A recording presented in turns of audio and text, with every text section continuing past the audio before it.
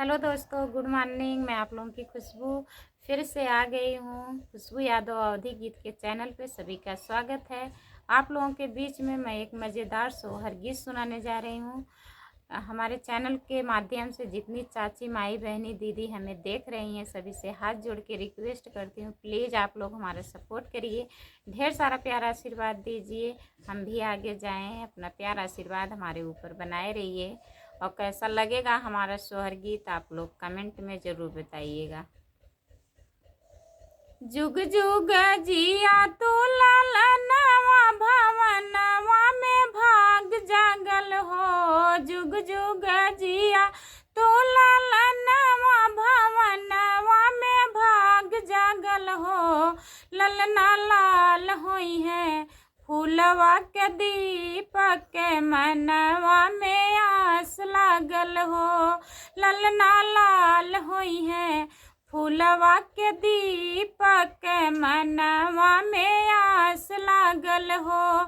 आजू के दीनवा सुहावन रतिया लुभावन हो।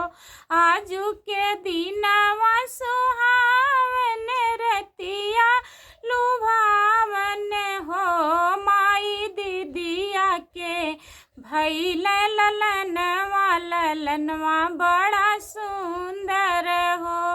माई दीदिया के भैल ललनवा, ललनवा बड़ा सुंदर हो।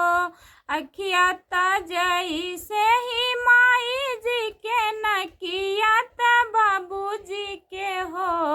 अखिया हवे जैसे माई जी के नकिया बाबू जी के हो। ललना मुहावा चंदन सुरुजवा ही सगरो अजोर भैल हो। ललना मुहावा चंदन सुरुजवा ही सगरोवा जोर भैल हो। कैसा लगा दोस्तों कमेंट में बताइएगा।